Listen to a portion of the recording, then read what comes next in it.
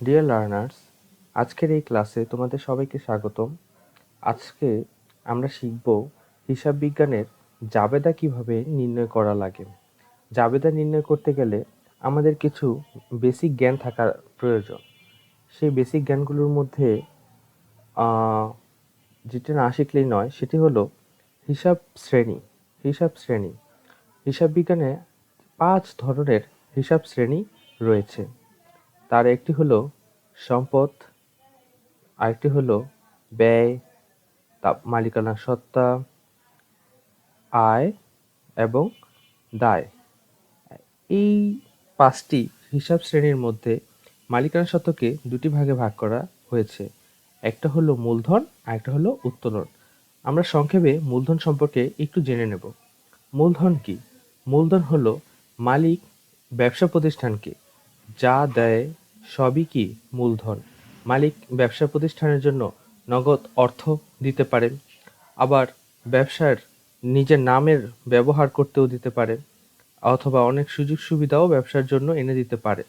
তো মালিক যা দেওয়া হবে, মালিক যা দেবে, এক কথায় আমরা সব বলবো মূলধন। আর উত্তোলন হলো মালিক ব্যবসা প্রতিষ্ঠান থেকে যা নেবে ওগুলোকেই উত্তোলন বলা হবে। যেমন উত্তোলনের বলতে পারি, নগদ অর্থ যদি মালিক নিয়ে যায় তার ব্যক্তিগত প্রয়োজনে, তো সেটা ব্যবসা থেকে উত্তোলন বলে গণ্য হবে। আবার ব্যবসা থেকে নগদ উত্তোলন না করে পণ্য উত্তোলনও করতে পারে। তখন পণ্য উত্তোলন করার ক্ষেত্রে তখন ক্রয় হ্রাস করে দেখাতে হয়। যাই হোক, এগুলো নিচে আমরা বিস্তারিতভাবে আলোচনা করব। আমরা এখন দেখব সহজে জাবেদা করার জন্য নিচের ছক, এই ছকটি কিভাবে আমাদের সহায়তা করবে। এখানে রয়েছে সম্পদ, ব্যয় এবং উত্তোলন। এই তিনটিকে একসাথে লেখার একটি উদ্দেশ্য রয়েছে। উদ্দেশ্যটি হলো এই তিনটির নেচার একই রকম, বাড়লে ডেবিট হয় এবং কমলে এগুলো ক্রেডিট হয়। কমলে ক্রেডিট হয়। আর অপর পাশে রয়েছে আয়, দায়, মূলধন। এই তিনটি আবার বাড়লে ক্রেডিট, কমলে ডেবিট, একটু ব্যতিক্রম।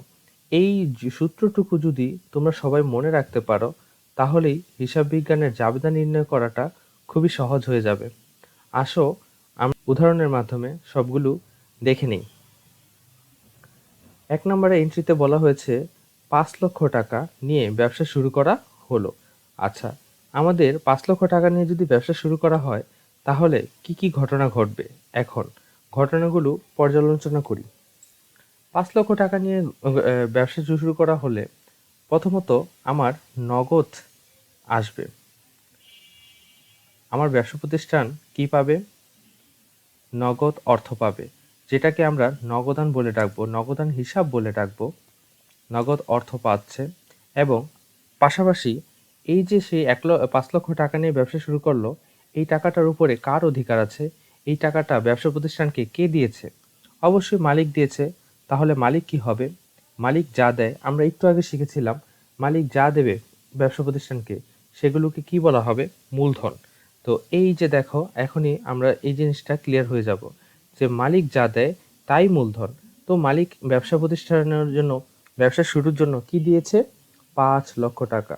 তো একদিকে যেমন নগদ, যেটা কিনা আমার হিসাব শ্রেণীর মধ্যে সম্পদ, সেই সম্পদটি বৃদ্ধি পেয়েছে।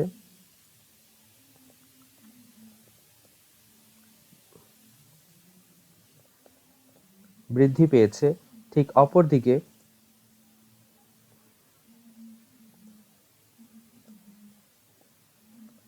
অপরদিকে মূলধন নামের আরেকটি হিসাব তৈরি হয়েছে,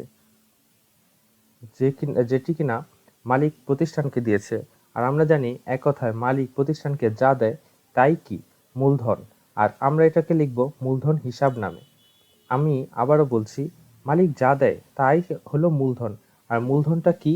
আমাদের মালিকানা সত্ত্বের অংশ। আমি সংক্ষেপে মালিকানা সত্ত্ব এভাবে লিখে ফেললাম, বিস্তারিত না লিখে। যেমন মালিকানা সত্ত্বটা, এই মূলধনটা আবার কি পেয়েছে? বৃদ্ধি ঘটেছে। কারণ ব্যবসা যদি মূলধন দেওয়া হয়, তাহলে অবশ্যই সেটা বৃদ্ধি পাবে, মালিকের অধিকারটা বৃদ্ধি পাবে। তো এই মূলধনটা যখন বৃদ্ধি পায় তখন দেখো আমরা জানি যে সম্পদ, এই যে আমরা বললাম যে নগদান হিসাব বৃদ্ধি পেয়েছে, নগদটা কি আমার, নগদটা হলো কি সম্পদ। তো নগদ টাকা যদি সম্পদ হয়ে থাকে, আমরা জানি একটা সূত্র, সম্পদ যদি বাড়ে তাহলে ডেবিট হয়। এখন কি সম্পদ কি বৃদ্ধি পেয়েছে, বেড়েছে? হ্যাঁ বেড়েছে, যেহেতু নগদ বেড়েছে তাই এটা কি হবে, ডেবিট। অপরপক্ষে আমরা আরেকটি হিসাব দেখতে পাবো, যেটা কিনা মূলধন হিসাব। মূলধন হিসাব কেন? ওই যে মালিকে যা দেয় তাই বৃদ্ধি, মূলধন। এবং কোনো মূলধন যদি ব্যবসা প্রতিষ্ঠানে বেড়ে যায়, তাহলে বাড়লে কি হয়, বাড়লে সেটা ক্রেডিট হয়ে যায়, এবং ক্রেডিট হয়ে গেলে আমরা, মূলধন বাড়লে ক্রেডিট হয়, তাই আমরা মূলধন হিসাবকে কি লিখব, ক্রেডিট হিসাবে লিখব। তাহলে আমাদের কি দাঁড়ালো, যে সম্পদ বৃদ্ধি পায়, সম্পদ বাড়লে ডেবিট হয়, আবার মালিকানা সত্ত্ব বাড়লে সেটা ক্রেডিট হয়। আচ্ছা, এখন আমরা আসি হিসাব সমীকরণে এটার প্রভাব কি পড়তে পারে। হিসাব সমীকরণে আমার সম্পদ যেহেতু বৃদ্ধি পেয়েছে, এই যে দেখো সম্পদ যেহেতু বৃদ্ধি পেয়েছে, তাহলে 5 লক্ষ টাকা এর নিচে বসবে। কত টাকা বসবে, 5 লক্ষ টাকা বৃদ্ধি পাবে। একই সাথে লাইবিলিটিস আমার কিন্তু বাড়ছে না, তো লাইবিলিটিস আমার 0, এবং তার পাশাপাশি ওনার সিকিউরিটি আমার 5 লক্ষ টাকা, মালিকের অধিকার সেটাও কিন্তু বৃদ্ধি পাচ্ছে মূলধনের প্রেক্ষিতে। আচ্ছা, সমানের আমার এই পাশ ওই পাশ দোনো পাশে কি ইফেক্ট পড়ছে, মানে প্রভাব বিস্তার করছে।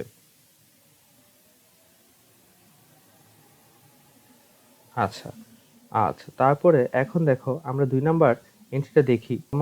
ব্যাংকে জমা দিল 10 লক্ষ টাকা, 10,000 টাকা।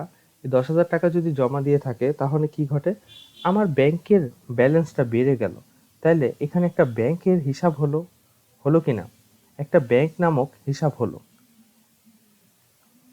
আমরা বলবো ব্যাংক হিসাব। একটা নতুন হিসাব পেলাম, সেটা কি, ব্যাংক হিসাব।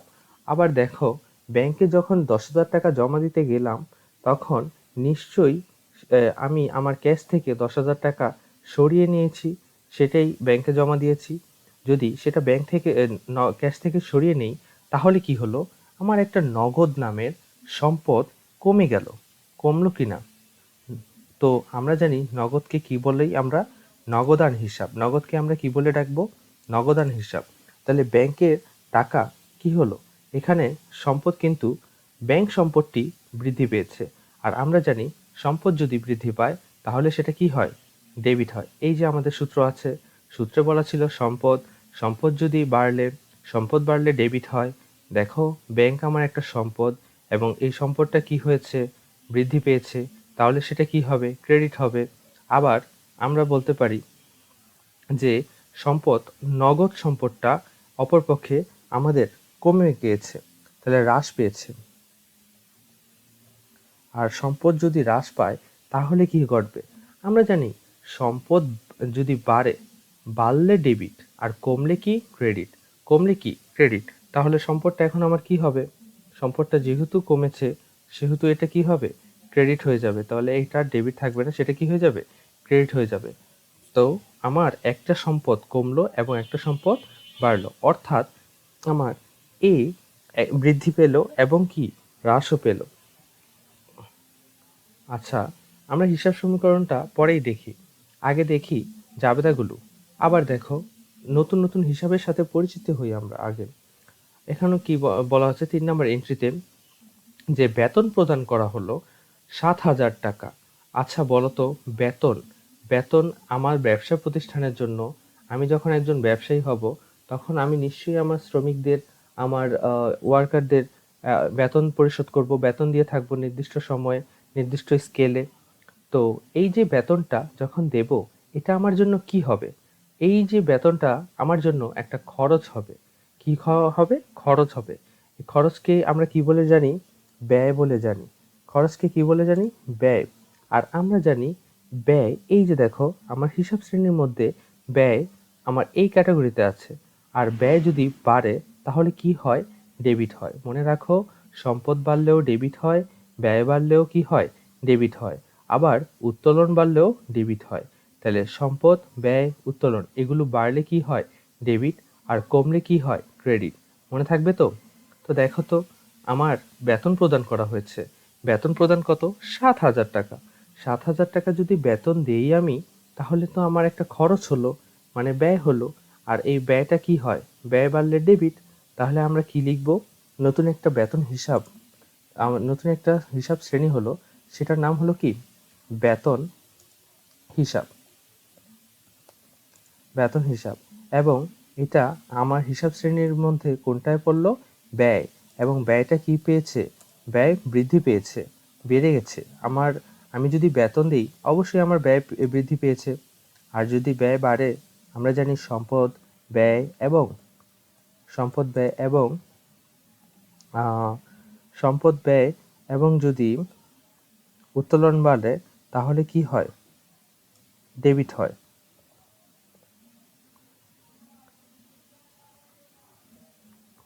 আচ্ছা, তাহলে আমার কি হয়েছে? বেতন হিসাবটা ডেবিট হয়েছে। আবার দেখো, আহ, এই বেতন তো ডেবিট হলো। আমরা তো জানি হিসাব বিজ্ঞান দুতরফা দাখিলা, দুটো এন্ট্রি মানে দুটি পক্ষ মানে। এই যে বেতনটা দেওয়া হলো, এই বেতনটা, এটা তো একটা খরচের নাম, শুধুমাত্র নাম। এই বেতনটা কিভাবে দেওয়া হলো? কিভাবে বুঝবো যে বেতন দেওয়া হলো? অর্থাৎ নিশ্চয়ই আমার ক্যাশ থেকে বেতন বাবদ কিছু টাকা চলে গেছে, এবং আমার কর্মী সেই টাকাটা পেয়েছে। আমার ব্যবসার জন্য আমি দেখব ব্যবসার কি হলো, কি আসলো আর কি চলে গেল। তো দেখতে পাচ্ছি বেতন দেওয়ার ক্ষেত্রে আমার আবারও নগদ টাকা চলে গেছে। আর আমরা জানি নগদকে নগদান বলে লিখতে হয়, নগদান হিসাব। এবং নগদান হিসাব আমরা জানি বরাবরই এটি কি? সম্পদ। এটি আমার প্রতিষ্ঠানের সম্পদ। আর এইবার বলো তো, নগদান হিসাব, বেতন যদি দেওয়ার ক্ষেত্রে নগদ টাকা চলে যায়, তাহলে এই বেতনটা কি হবে? এই সম্পদটা, এই নগদান হিসাবটা, আমার টাকাটা হ্রাস পেয়েছে অবশ্যই। আর যদি সম্পদ হ্রাস পায়, আমরা জানি সম্পদ যদি হ্রাস পায়, সম্পদ হ্রাস, তাহলে কি ঘটে? আমরা জানি সেটা কি হয়? ক্রেডিট হয়। কি হয়? ক্রেডিট হয়। আমি বারবার বলছি যাতে তোমরা মাথায় মানে গেঁথে ফেলতে পারো যে হ্যাঁ, কেন হচ্ছে, আমাদের যাতে বেসিকটা ক্লিয়ার থাকে।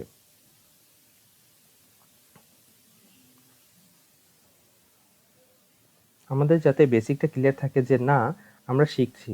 আমরা কি শিখছি? আমরা জানি অনেকগুলো হিসাব আছে। আমরা এন্ট্রি পড়ছি এবং হিসাবগুলো দেখছি, এবং হিসাবগুলোই আমাকে বলে দিচ্ছে যে কি কি হিসাব তৈরি হচ্ছে। খরচ হলে সেই খরচের নামে দিতে হয়। যেমন বেতন একটা খরচের নাম। তো এটা কি করলাম আমরা? এই খরচের নামেই আমরা সেটা অন্তর্ভুক্ত করলাম। আবার দেখো, মজুরি বেতনের মতোই আরেকটি খরচের নাম। মজুরি, যদি মজুরি আমার আরেকটি খরচ হয়, তাহলে আমার মজুরি প্রদান, এখন বলো তো, আমি আমার ব্যবসা প্রতিষ্ঠানের জন্য যে মজুরি দেব, তাহলে নিশ্চয়ই এই মজুরিও আমার একটা খরচ। আর খরচের নামটা উল্লেখ করব, সেটা কি হবে? মজুরি হিসাব। এবং সেই মজুরিটা কোন শ্রেণী? আমাদের হিসাব শ্রেণীর মধ্যে এই মজুরিটা কোন শ্রেণী? অবশ্যই এটাও আমার ব্যয়। এবং সেটা কি? ব্যয় কি বাড়ছে না কমছে? যখন আমি মজুরি দেব, অবশ্যই আমার ব্যয়টা বৃদ্ধি পাবে, আমার একটা খরচ বৃদ্ধি পাবে। আর সেই বৃদ্ধি পাওয়ার খরচটা আমাদের হিসাব সমীকরণে কি ঘটবে? জাবেদায় কি ঘটবে? বৃদ্ধি পেলে কি হয়? যদি ব্যয়, আমরা জানি, আবারও একটু দেখে আসি। আমরা জানি ব্যয় যদি বাড়ে, তাহলে কি হয়? ব্যয় বাড়লে ডেবিট, আর কমলে ক্রেডিট। আসো, তাহলে আমাদের মজুরি হিসাব কি হবে? মজুরি হিসাব হবে ডেবিট।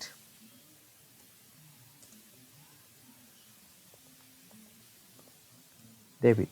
অপরপক্ষে মজুরি দিতে গেলে এখানে কিছু বলা নেই। মজুরি দিতে গেলে অবশ্যই আবারও বেতনের মতোই আমার নগদ টাকা চলে যাবে। আর নগদকে আমরা বলি কি? সম্পদ, নগদান হিসাব। নগদান হিসাব নামে বলে থাকি। এবং এটি কি? আমাদের সম্পদ শ্রেণী। এটি আমাদের সম্পদ শ্রেণী। আর এই সম্পদটা কি আমাদের বাড়লো না কমলো? অবশ্যই আমাদের সম্পদটা হ্রাস পেয়েছে, অর্থাৎ কমে গেছে। আর সম্পদ যদি কমে যায়, তাহলে কি হয়? ক্রেডিট হয়। আর আমরা সেটা লিখে ফেললাম। সম্পদ ক্রেডিট। দেখো তো সহজ হলো কিনা। মজুরি প্রদান করা হলো, মজুরি হিসাব ডেবিট আর নগদান হিসাব ক্রেডিট। Okay fine. ভাড়ার হিসাব, এই ভাড়া হিসাবটা কি আমাদের? এটাও তো এক ধরনের খরচ। তাহলে ব্যয়, ব্যয় এখানে কি হলো? ব্যয় কি বাড়লো না কমলো? অবশ্যই বৃদ্ধি পেয়েছে। ব্যয় বৃদ্ধি হলে কি ঘটে জানি? মনে করো ব্যয় বৃদ্ধি পেয়েছে। ব্যয় বৃদ্ধিতে কি হয়? ডেবিট হয়। ব্যয় বাড়লে ডেবিট হয়। আর অপরপক্ষে ভাড়া যখন দিচ্ছি, ভাড়া দিচ্ছি কিভাবে বলা নেই। বলা না থাকলে ধরে নিতে হয় ভাড়াটা অবশ্যই আমি নগদে দিয়েছি। আচ্ছা, নগদে খরচ করলেই তো সেটারে আর নগদ লিখা লাগে না। নগদ লিখা কি লাগে? যখন আমি কোনো কিছু বাকিতে করব, তখন আমি নিশ্চয়ই ওই বাকি জিনিসটা পরিশোধের জন্য হলেও খাতায় বা কোথাও লিখে রাখবো। কারণ আমাকে আগে পরে, আজকে অথবা আগামীকাল অথবা ১-২ মাস পরে অবশ্যই টাকাটা দিতে হবে। যদি দিতে হয় তখন আমরা যাতে ভুলে না যাই, তার জন্যই তো লিপিবদ্ধ করে রাখি। তখন লিখে রাখলে ওইটা যদি লেখা থাকে যে কোনো নাম দেওয়া থাকে, অমুকের হিসাব নাম, তাহলেই আমরা বুঝি সেটা কি বকেয়া, বা সেটা তোমার বাকিতে ধারে লেনদেন ঘটেছে। তো এখানে বলছে ভাড়া প্রদান, ভাড়া, অতএব ভাড়া দিয়ে ফেলছি, নগদে দিয়ে ফেলা হয়েছে। আর তাহলে কি ভাড়া নামের একটা খরচ বৃদ্ধি পেল, এবং এই ভাড়ার টাকাটা আমার আবারও নগদেই চলে গেল। তাহলে আবার কি হবে? নগদান হিসাব। নগদান হিসাব নগদান হিসাব আমার কি সম্পদটা কি বেড়েছে না কমেছে? এবার ঠান্ডা মাথায় বলো তো, সম্পদটা কি হয়েছে? আবারও হ্রাস পেয়েছে। পেয়েছে কিনা? হ্রাস। সম্পদটা আমার হ্রাস পেয়েছে। ও আচ্ছা, আমি সম্পদ লিখতে ভুলে গেছি। সম্পদ, সম্পদ হ্রাস। Okay fine. তারপর দেখো সম্পদ হ্রাস। আচ্ছা, সম্পদ হ্রাস হলে কি হয়? এই সম্পদ হ্রাস হলে সেটা ক্রেডিট হয়ে যায়। মনে থাকবে? ক্রেডিট হয়ে যায়। আচ্ছা, তারপরে জাবেদাটা দেখি।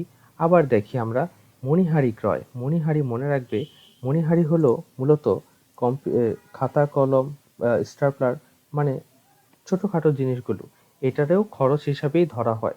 তাহলে মণিহারি একটা হিসাব, আরেকটা হিসাব পেলাম। সেই হিসাবের নাম কি? মণিহারি হিসাব। মণিহারি হিসাব। এই মণিহারি হিসাবটা আহ, এই মণিহারি হিসাব মণিহারি হিসাবটা এটা কোন শ্রেণীর? এটা এক ধরনের খরচ, এটাও ব্যয়। আর আমরা জানি ব্যয় যদি বৃদ্ধি পায়, বৃদ্ধি পেয়েছে কি? হ্যাঁ, অবশ্যই পেয়েছে। ব্যয় বৃদ্ধি ঘটেছে। ব্যয় বৃদ্ধি ব্যয় বৃদ্ধি পেলে কি হয়? আমরা জানি ব্যয় বাড়লে ডেবিট হয়। ব্যয় বাড়লে কি হয়? ডেবিট হয়। ব্যয় বাড়লে ডেবিট। এখন দেখো ব্যয়টা হলো কিভাবে? অবশ্যই ব্যয়টা কিছু বলা নেই, যেহেতু নগদে হয়েছে। আর তাহলে আমার ক্যাশ বাক্স থেকে নগদ অর্থ চলে গেছে। আর নগদকে আমরা বলি নগদান হিসাব। নগদকে আমরা কি বলি? নগদান হিসাব। এবং এই নগদটা আমাদের হিসাব শ্রেণীর কোনটি? সম্পদ। হিসাব শ্রেণীতে এটি সম্পদ। সম্পদ কি কমেছে না বেড়েছে? যদি মণিহারি কিনতে যাই, নগদ টাকা যদি চলে যায়, তাহলে তো আমার সম্পদ হ্রাস পেল। তাহলে সম্পদ হ্রাস ঘটছে। এবং সম্পদ যদি হ্রাস হয়, তাহলে সেটা কি হবে? ক্রেডিট হবে। সম্পদ হ্রাস হলে সেটা কি হবে? ক্রেডিট। তোমরা কি বুঝতে পারছো? অবশ্যই যদি বুঝতে না পারো কমেন্ট করে জানাবে, আমি আবারও বোঝানোর চেষ্টা করব। যে আচ্ছা, তারপরে এটা দেখো, নগদে পণ্য বিক্রয়। নগদে পণ্য বিক্রয় 50,000 টাকা। আচ্ছা, অনেকগুলো তো খরচের এন্ট্রি আমরা করলাম। এখন দেখো আমাদের বিক্রয়ের জন্য, আমরা তো জানি ব্যবসায়ের প্রধান মূল লক্ষ্যটা কি? মূল লক্ষ্যটা হলো মুনাফা অর্জন। আর সেই মুনাফা অর্জন হয় কিসের মাধ্যমে? বিক্রয়ের মাধ্যমে। তাহলে বিক্রয় আমাদের কি ইন্ডিকেট করে? বিক্রয় আমাদের ইন্ডিকেট করে যে আয় হয়েছে কিনা। বিক্রি বলতেই আমরা ধরে নিই যে এখান থেকেই আমাদের আয় আসবে। এটাই আমাদের কি? আয়ের একমাত্র উৎস। আচ্ছা, এই যে আয়টা, আমরা একটু সূত্রটা উপরে থেকে একটু দেখে আসি। আমার হিসাব শ্রেণীতে আয় ছিল। এই যে দেখো, আয়, আয়, দায়, মূলধন, এই তিনটি একই ক্যাটাগরির। একই ক্যাটাগরির বলতে এই তিনটির জাবেদা করতে গেলে দেখা যায় এই তিনটি যদি বৃদ্ধি ঘটে, আয় বাড়লে অথবা দায় বাড়লে অথবা মূলধন বাড়লে, সেগুলো একসাথে সবগুলোই কি হয়? ক্রেডিট হয়। এবং যদি কমে যায় তাহলে কি হয়? ডেবিট হয়। আয় বাড়লে, দায় বাড়লে, মূলধন বাড়লে ক্রেডিট হয়, আর কমে গেলে ডেবিট হয়। আসো এটা একটু মাথায় রাখি আর আমরা বাকি এন্ট্রিগুলো সমাধান করি। দেখো এখানে বলা হয়েছে নগদে নগদে পণ্য বিক্রয়। তাহলে দেখো এখানে নগদ কথাটা উল্লেখই আছে, নগদ কথাটা উল্লেখই আছে, অর্থাৎ আমি বুঝতেই পারছি এটা একটা নগদের এন্ট্রি আসবে। আরেকটি হিসাব আসবে, সেটা কি? বিক্রয় হিসাব। কি হিসাব? বিক্রয় হিসাব। তাহলে দেখো আমি লিখে ফেলি। নগ নগদের হিসাবকে কি বলা হয় জানি? নগদান। নগদের হিসাবকে কি বলা হয়? নগদান হিসাব। নগদান হিসাব। আচ্ছা বলো তো নগদটা কি আমার? নগদটা অবশ্যই সম্পদ, মনে পড়ে? বলেছিলাম সম্পদ। নগদটা আমার সম্পদ। নগদ সম্পদটা কি বৃদ্ধি পেয়েছে না হ্রাস পেয়েছে? অবশ্যই। যখন আমি কোনো কিছু বিক্রি করি, যখন আমার দোকান থেকে কোনো কিছু বিক্রি হয়, আমি তো টাকা পাই, নগদ অর্থ পাই ওই পণ্যটার বিনিময়ে। তো আমি অবশ্যই লাভ করেছি, নগদ টাকা আমার কি বেড়েছে। আর নগদ বৃদ্ধি পেলে মানে সম্পদও বৃদ্ধি ঘটেছে। আর সম্পদ বৃদ্ধি ঘটলে কি হয়? আমরা সবাই জানি সম্পদ বাড়লে ডেবিট হয়, সম্পদ বাড়লে ডেবিট হয়। হ্যাঁ লিখে ফেললাম সম্পদ বাড়লে ডেবিট। আর পাশাপাশি আর কি ঘটেছে? আমার বিক্রি হয়েছে। তার বিক্রয়টা কি হবে তাহলে? আমরা জানি, আমরা বলেই ফেলেছি বিক্রয় মানেই কি? বিক্রয় মানেই আয়। তাহলে বিক্রয় হিসাবকে আমরা কি বিবেচনা করব? যে আমার আয় হয়েছে, আয় সংগঠিত হয়েছে। আয় কি বেড়েছে না কমেছে? অবশ্যই বেড়েছে, অর্থাৎ আয় বৃদ্ধি। আমরা কি বুঝতে পারছি যে বিক্রির মাধ্যমে আমি নগদ বিক্রি করলাম, আমার আয় হলো। এবং আয় বাড়লে আমরা জানি ক্রেডিট হয়। আয় বাড়লে আমার কি হয়? ক্রেডিট হয়। আবার এই আয়টি কিভাবে ঘটলো? এই আয়টি কিভাবে ঘটলো? অবশ্যই নগদ টাকার বিনিময়ে। তাহলে এই নগদ টাকাটা আবার কি? আমাদের সম্পদ। আর যদি সম্পদ হয়, সম্পদ বাড়লে কি হয়? ডেবিট। জিনিসটি কি বোঝা গেল? আসো আরো একটি এক্সাম্পল দেখি। দেখো আগেরটিতে বলাই ছিল নগদে পণ্য বিক্রয়। এখন দেখো বিক্রয় কথাটা আবারও আছে, অর্থাৎ বিক্রয় কথাটা যদি আবার থাকে তাহলে বুঝতে হবে বিক্রয় জানি কি আমার? এই যে বিক্রয় মানেই হলো কি? আয়। বিক্রয় মানেই কি? আয়। তাহলে এই বিক্রয় মানে কি? বিক্রয় মানে আয়। আচ্ছা, আর দেখো পণ্য বিক্রয় করেছি, বলা নেই এখানে নগদের কোনো কথা। যদি নগদের কোনো কথা বলা না থাকে, ওই যে আমরা বলেছিলাম যদি নগদের কোনো এন্ট্রি হয়ে থাকে, যদি নগদ বলা নাও থাকে, বুঝতে হবে সেটা নগদেই হয়েছে। আর যদি বাকি সেটা হতো, তো অবশ্যই আমরা পরবর্তীতে পরিশোধ করার জন্য, সেটিকে দেওয়ার জন্য, মনে রাখার জন্য কোথাও না কোথাও লিখে রাখতাম যে আমার এত পাওনাদার রয়েছে।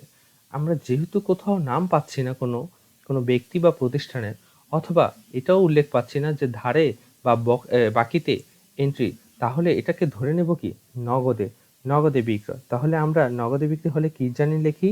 নগদান হিসাব। নগদান হিসাব। আর নগদান হিসাব কি? অবশ্যই নগদান হিসাব সম্পদ, তাই কি না? নগদান হিসাব সম্পদ। আর এখানে সম্পদ কি ঘটেছে? সম্পদ বৃদ্ধি হয়েছে। কি ঘটেছে? সম্পদ বৃদ্ধি ঘটেছে। আর সম্পদ বাড়লে কি হয় জানি? ডেবিট হয়। সম্পদ বাড়লে কি হয়? ডেবিট হয়। ওকে। আর বিপরীত নাম কি? বিক্রয় হিসাব। মানে আমার বিক্রি হয়েছে। আর বিক্রয় হিসাব কি হয়? বিক্রয় হিসাবকে আমরা আয় বলি। আয় ধরে নিই, বিক্রি হয়েছে মানেই আমার আয় সংগঠিত হয়েছে। আর আয় বৃদ্ধি পেয়েছে। আর আয় যদি বৃদ্ধি পায় তাহলে কি হবে? তাহলে অবশ্যই আমার সেটা আয় বাড়লে ক্রেডিট হয়। আয় বাড়লে কি হয়? ক্রেডিট হয়। শুধু উপরের সূত্রগুলো যদি একটু ভালো মতো বুঝে বুঝে প্র্যাকটিস করি, চর্চা করি, অনুশীলন করি, তাহলে দেখা যাবে আমরা খুব দ্রুত হিসাব বিজ্ঞান খুব সহজে বুঝতেও পারবো এবং পরীক্ষায় অ্যান্সারও করতে পারবো। আচ্ছা, তারপরে দেখো দেখো একবার বলা হয়েছিল নগদে পণ্য বিক্রয়, জাবেদা হয়েছিল নগদান হিসাব ডেবিট, আর কি? বিক্রয় হিসাব ক্রেডিট। আচ্ছা, তো এর মধ্যে আমি একটা জিনিস তোমাদের দেখাতে চাই, সেটা হলো গিয়ে নগদটা আমি একটু নীল কালি করে দিচ্ছি, কারণ এখানে একটা জিনিস দেখানোর আছে। আর এই বিক্রয় হিসাবটাকে আমি লাল করে দিচ্ছি, লাল কালিতে। এখানে ছোট্ট, আচ্ছা লাল হলো না, দাঁড়াও, হ্যাঁ লাল করে দিলাম। এখন দেখো একটা মজাদার বিষয়, এই যে বিক্রয় যখন যখন ঘটে, দেখো আমাদের এই জাবেতায়, পরের জাবেতাটাও বিক্রয়টা কি ঘটেছে, বিক্রয়টা কিন্তু অবশ্যই লালই হয়েছে, মানে লাল বলতে সরি, লাল না, বিক্রয়টি কিন্তু এখানেও আয় বৃদ্ধি পেয়ে ক্রেডিট হয়েছে। আর নগদান হিসাবটা আগেরবারও ডেবিট হয়েছে, এইবারও যেহেতু এটা নগদে কোনো কিছু বলা নেই, তাই এটাও নগদান হিসাবে ধরে এটাও সেম একই রয়েছে। পরবর্তীতে দেখো, চেকে যখন পণ্য বিক্রয় করেছি, বিক্রয় তো হয়েইছে, বিক্রয় কি হয়নি? অবশ্যই বিক্রয় তো হয়ে গেছে। আচ্ছা, বিক্রয় তো হলো, এই যে বিক্রয়কে আমরা আয় ধরি, বিক্রয় তো হলো। এখন বলা হচ্ছে এখানে চেকে, বিক্রয়টা কিভাবে হয়েছে? চেকে। আচ্ছা, চেকে লেনদেন করলে আমাদের কোথায় যেতে হবে? অবশ্যই ব্যাংকে যেতে হবে। আর যদি ব্যাংকে যাই, তাহলে আমার একটা হিসাব তো লাগবেই। সেটা কি? ব্যাংক হিসাব। ব্যাংক হিসাব আমরা জানি এটা সম্পদ, জানি কি না? হ্যাঁ, সম্পদ। ব্যাংক হিসাব আমাদের সম্পদ, এবং সম্পদ কি বেড়েছে না কমেছে? যেহেতু বিক্রয় হয়েছে, যেহেতু বিক্রয় হয়েছে অর্থাৎ আমরা টাকা পেয়েছি, আয় সংগঠিত হয়েছে। টাকাটা হাতে নগদে পাইনি, তবে কিভাবে পেয়েছি? চেকে। অর্থাৎ আমার বাড়বে কোথায়? ব্যাংকের অ্যাকাউন্টে আমার টাকাটা বাড়বে। তাহলে এখানেও কি হলো? সম্পদ বৃদ্ধি পেল। এখানেও কি ঘটলো? সম্পদটা আমার বৃদ্ধি পেল। আর সম্পদটা যখন বৃদ্ধি পেল, তখন আমরা জানি সম্পদ বাড়লে জানি কি হয়? ডেবিট হয়। সম্পদ বাড়লে কি হয়? ডেবিট। অপরপক্ষে দেখো, আবারও তো বিক্রয় হয়েইছে, আর বিক্রয়কে আমরা আয় বলে ধরেছি। আর বিক্রয় হিসাব, বিক্রয় হিসাব আমার কি? আয়, তাই কি না? বলো তো, বিক্রয় মানেই তো আয়, আয় সংগৃহীত হয়েছে। আর আয়টা কি বেড়েছে না কমেছে? অবশ্যই আয় বৃদ্ধি করেছে। আর আয় বাড়লে জানি কি হয়? ক্রেডিট। আয় বাড়লে কি হয়? ক্রেডিট। ক্রেডিট, আয় বাড়লে ক্রেডিট। দেখো তো, এন্ট্রিটা কিন্তু হলো ব্যাংকের মাধ্যমে, লেনদেনটা হলো কিসের মাধ্যমে? চেকের মাধ্যমে, ব্যাংকের মাধ্যমে। কিন্তু একটা জিনিস কি খেয়াল করে দেখেছো? এখানে বিক্রয়টা কিন্তু এখনো কি হয়ে গেল? বিক্রয় এখনো ক্রেডিট। দেখো যে চেঞ্জ হচ্ছে কি? শুধু উপরের নগদানটা চেঞ্জ হচ্ছে। চেঞ্জ হচ্ছে কি? শুধু উপরের নগদানটা চেঞ্জ হচ্ছে। বাকি সব কিন্তু বিক্রয় ক্রেডিট, ক্রেডিট, ক্রেডিট, তিনোটা এন্ট্রিতেই বিক্রয়টা ক্রেডিট। তাহলে এইখান থেকে বুঝতে পারলাম আমাদের আয় সংগঠিত হলে, বিক্রয় হলেই সেটা ক্রেডিট হবে। আবার দেখো, পণ্য বিক্রয় লেখা আছে, তাহলে ডেবিটটা কি হবে সেটা হয়তো বা জানি না, তবে ক্রেডিটটা কি হবে সেটা তো আমরা অলরেডি গেস করে ফেলেছি। বিক্রয় মানেই আয়, আর আয় মানেই কি? এখন আমাদের নগদটা যাই হোক, আমাদের ক্রেডিট আইটেমটা কিন্তু আমাদের জানা আছে যে বিক্রয় হিসাবটা কি হবে। বিক্রয় হিসাবটা, আচ্ছা এখান থেকে একটু লিখে ফেলি, বিক্রয় হিসাবটা ক্রেডিট। আর এই বিক্রয় হিসাবটা কেন ক্রেডিট হলো? দেখো তো, ধারে বা বাকিতে পণ্য বিক্রয়, এই যে দেখো ধারে বা বাকি এখন উল্লেখ পেয়েছি। আচ্ছা, বিক্রয়ের সাথে কার সম্পর্ক? যদি একটু ঠান্ডা মাথায় চিন্তা করি, বিক্রি যখন করেছি, বিক্রি করলে তো টাকা, নগদ টাকা পাওয়ার কথা, তো নগদ টাকা আসার কথা, তো নগদ টাকা আসেনি, এর মানে আমি কারো না কাছে ওই নগদ টাকাটা নিশ্চয়ই পাবো। আর যদি কারো কাছে কোনো টাকা পাই, সেটিকে বলা হয় প্রাপ্য হিসাব। কি বলা হয়? প্রাপ্য হিসাব। অর্থাৎ প্রাপ্য হিসাব বলতে সেটির অপর একটা নাম আছে, যে দেনাদার হিসাব। দেনাদার। আসলে দেনাদার হিসাব বললে তোমরা একটু কনফিউজ হয়ে যাও। আমি আমি ভাবি যে প্রাপ্য হিসাব বললে তোমাদের জন্য হয়তোবা খুব সহজ হবে। কেন সহজ হবে? মানে আমি যে টাকাটা নগদে পাওয়ার কথা ছিল, সেই টাকাটা আমি পাচ্ছি না, কিন্তু আমি জানি কারো কাছ থেকে পাবো। পাবো মানেই প্রাপ্য হিসাব। পাবো মানেই প্রাপ্য হিসাব। আচ্ছা, কারো কাছ থেকে যদি পাই, যেটা নগদে পেয়ে যেতাম সেটাও সম্পদ ছিল, আর যেটা যদি কারো কাছে পাবো, তাহলে সেটাও কি হবে? অবশ্যই সেটাও সম্পদ হবে। তো দেখো তো এখানে দেনাদার বা প্রাপ্য হিসাবটা চেঞ্জ হলো কিনা। এখানে দেখো তো, তাহলে একটা জিনিস বুঝলাম, বিক্রয় সবসময় কি হবে?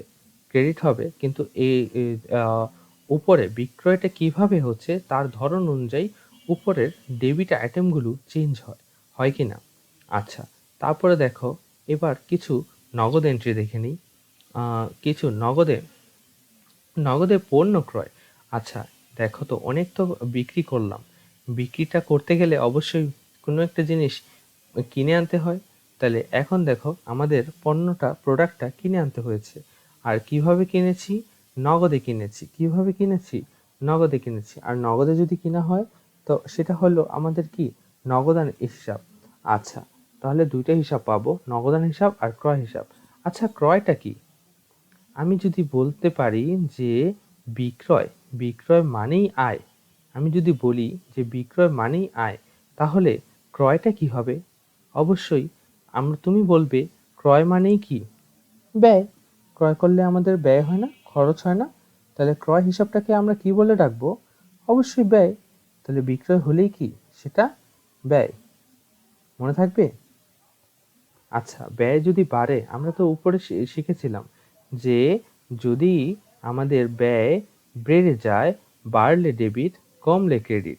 তাহলে ব্যয় যদি বেড়ে যায়, বাড়লে ডেবিট, কমলে ক্রেডিট, তাহলে আমরা কি করব? এখন এখন আমরা যে এই যে পণ্যটা ক্রয় করা হয়েছে, তাহলে ক্রয় হিসাব, তাহলে ক্রয়টা কি হবে আমাদের? ক্রয় হিসাবটা ডেবিট হবে। ক্রয় হিসাব ডেবিট। ক্রয় হিসাবটা যেহেতু আমাদের ক্রয় হিসাবটা কি? ব্যয়। আর ব্যয় কি হয়েছে? আবার খেয়াল করো, ব্যয় বৃদ্ধি পেয়েছে। ব্যয় কি হয়েছে? ব্যয় বৃদ্ধি পেয়েছে। বুঝতে পারছো? ব্যয় বৃদ্ধি। আর ব্যয় বৃদ্ধি হলে কি হয়? সেটা ডেবিট হয়। আমরা তো জানি, তাই তো? আরেকটা জিনিস বলে রাখি, ডেবিট আইটেমগুলো সবসময় প্রথমে লিখতে হয়, তারপরেই ক্রেডিট আইটেম লিখতে হয়। তোমরা হয়তোবা এতগুলো এন্ট্রির সমাধান দেখে বুঝতেই পেরেছ যে প্রথমে লিখতে হয় ডেবিটগুলো, তারপর লিখতে হয় ক্রেডিটগুলো। তবে ক্রেডিটগুলো একটু সরে এসে লিখতে হয়। আমি যেটা উপরে দেখাতে ভুলে গেছি, মূলত কম্পিউটার থেকে দেখাচ্ছি বলে হয়তোবা এরকমভাবে দেখাইনি। তবে যখন খাতা কলমে বোর্ডে লিখি তখন সেটা ক্লিয়ার করে বলি। আচ্ছা, তো দেখো ক্রয় হিসাব বলো। আরেকটা হিসাব কি? অবশ্যই নগদে ক্রয় উল্লেখই আছে।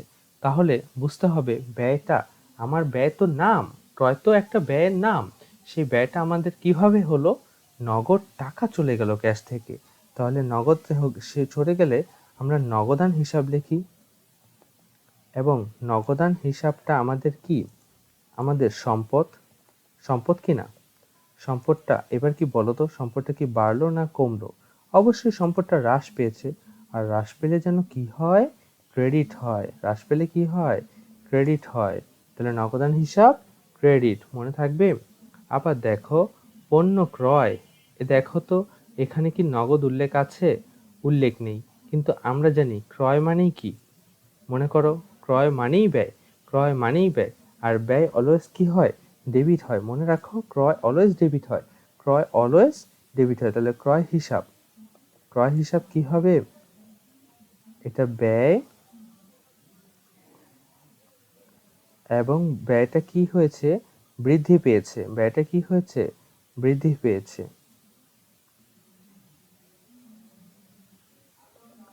ব্যয়টা বৃদ্ধি পেয়েছে। আর ব্যয়টা যদি বৃদ্ধি পায় তাহলে কি ঘটে? ডেবিট হয়। কি হয়? ডেবিট হয়। ব্যয়, ক্রয় হিসাব ডেবিট। আর দেখো তো, যেহেতু নগদ বা বাকি কিছুই বলা নেই, তাহলে আমরা ধরে নিব কি? নগদে হয়েছে। তাহলে নগদান হিসাব। আর নগদান হিসাব কি হবে আমাদের? সম্পদ। আমরা তো জানি। আর সম্পদ কি বেড়েছে না কমেছে? অবশ্যই সম্পদ হ্রাস পেয়েছে। আর সম্পদ হ্রাস পেলে কি হয়? ক্রেডিট হয়। কি হয়? ক্রেডিট হয়। আচ্ছা, ও আবারও ভুলে গেছি, এটা কিন্তু একটু পিছন থেকে লিখতে হয়, মাথায় রাখবে। তাহলে আমরা বুঝতে পারলাম পণ্য ক্রয় করলে কি হয়? ক্রয় হিসাব ডেবিট, নগদান হিসাব ক্রেডিট। আচ্ছা, তারপরে আসো আবার দেখি আমরা চেকে পণ্য ক্রয়। খেয়াল করো, ক্রয় বললেই জানি কি? মনে করো ক্রয় মানেই ব্যয়। আর ব্যয় বাড়লে কি হয়? ডেবিট হয়। ব্যয় বাড়লে কি হয়? ডেবিট হয়। ক্রয় হিসাব আর ব্যয় বাড়লে কি হয়? ডেবিট। ব্যয় বৃদ্ধি। ব্যয় বৃদ্ধি পেয়েছে, যেটা কিনা যে কারণে কিনা কি হয়েছে? ডেবিট হয়েছে। আবার দেখো, যদি ক্রয় বিক্রি হয় চেকে করেছি, টাকাটা কিন্তু নগদে দেইনি, তাহলে টাকাটা কি আমার নগদ থেকে কমবে? অবশ্যই না, ব্যাংকের অ্যাকাউন্ট থেকে কেটে নেবে, আমার চেকে দিয়েছি তো। তাহলে কি হবে? ব্যাংক হিসাব। কি হবে? ব্যাংক হিসাব। ব্যাংক হিসাব কি হবে? ব্যাংক হিসাব আমার সম্পদ, তাই তো। সম্পদ এখানে কি হয়েছে? হ্রাস পেয়েছে। আর যদি হ্রাস পায় তাহলে কি হয় যেন? ক্রেডিট হয়। কি হয়? ক্রেডিট হয়। ক্রয় হিসাবটা, ব্যাংক হিসাবটা ক্রেডিট হয়। আচ্ছা, তোমরা কি বুঝতে পারছো? আচ্ছা, আবার দেখো, একই রকম আরেকটি এন্ট্রি রয়েছে, সেটা কি? যে বাকিতে বাকিতে অথবা ধারে পণ্যটা বিক্রয়, আসলে বিক্রয় না, এটা দিতে চেয়েছিলাম ক্রয়। হ্যাঁ, ঠিক করে ফেললাম, ক্রয় করা হয়েছে। তাহলে কি হবে? আমি লিখি, যদি বাকিতে ক্রয় করা হয়, মনে রাখবে ক্রয়ের সাথে পাওনাদারের সম্পর্ক। কার সম্পর্ক? আমরা এখানে একটু ছোট করে লিখি যে ক্রয় ইকুয়ালস টু পাওনাদার অথবা প্রদেয় হিসাব। এই দুইটাই কি? দায়। প্রদেয় হিসাব। আচ্ছা, তাহলে ক্রয়ের সাথে কার সম্পর্ক? পাওনাদার বা প্রদেয় হিসাব। এটা মনে রাখো একটু কষ্ট করে। আচ্ছা, তারপরে দেখো এখানে কি বলা হয়েছে? বাকিতে বা ধারে পণ্য ক্রয় ৬০,০০০ টাকা। তাহলে দেখো, আমরা জানি ক্রয় ব্যয়, তো ব্যয় হিসাব ডেবিট। তাহলে ক্রয় হিসাব যেহেতু ব্যয় বৃদ্ধি পেয়েছে, ব্যয় বৃদ্ধি, তাহলে ক্রয় হিসাব ডেবিট, তাই তো। আচ্ছা, এর পাশাপাশি আরেকটি কি জানি ঘটে, যে ক্রয় হিসাব ডেবিট আর হলো এন্ট্রিটা কিভাবে হয়েছে? টাকাটা নগদে চলেই যায়নি। ক্রয়ের সাথে কার সম্পর্ক? পাওনাদার বা প্রদেয় হিসাব, অর্থাৎ আমাকে আমার কাছ থেকে যে টাকা পায়, তাহলে সেই প্রদেয় প্রদেয় হিসাব অথবা পাওনাদার হিসাবটা, অর্থাৎ এখানে দেখো, এটা কিন্তু দায় এবং দায়টা অবশ্যই কি পেয়েছে? এখানে বৃদ্ধি পেয়েছে। আমরা অনেকক্ষণ পরে একটি দায় পেলাম। আচ্ছা, দায়টা কি? আমরা একটু উপর থেকে দেখে আসি। এই যে দেখো, আমাদের শুরুতে আমরা বলেছিলাম দায় যদি বৃদ্ধি পায়, বাড়লে ক্রেডিট, কমলে ডেবিট। আচ্ছা, তাহলে এখানে কি ঘটলো? যখন আমি কারো কাছ থেকে টাকা কিনি, কোনো কিছু কিনি, কিনে যদি তাকে অর্থটা না দেই, তার বিনিময়ের মাধ্যমটা যদি না দেই, তাহলে কি হয়? সেটা তার কাছে আমি দায়বদ্ধ হয়ে যাই। আমার তখন দায়টা বৃদ্ধি পায়, এবং এই দায়ের নামটা কি? প্রদেয় হিসাব বা পাওনাদার। তিনি আমার পাওনাদার, তাকে আমার পাওনাটা পরিশোধ করা লাগবে। এই কারণে তিনি আমার কি? পাওনাদার, আমি তার কাছে দেনার হয়ে রইলাম। আচ্ছা, এই কারণেই দায় বৃদ্ধিতে এখানে কি হবে? দায় বৃদ্ধি হলে ক্রেডিট হয়। কি হয়? ক্রেডিট হয়।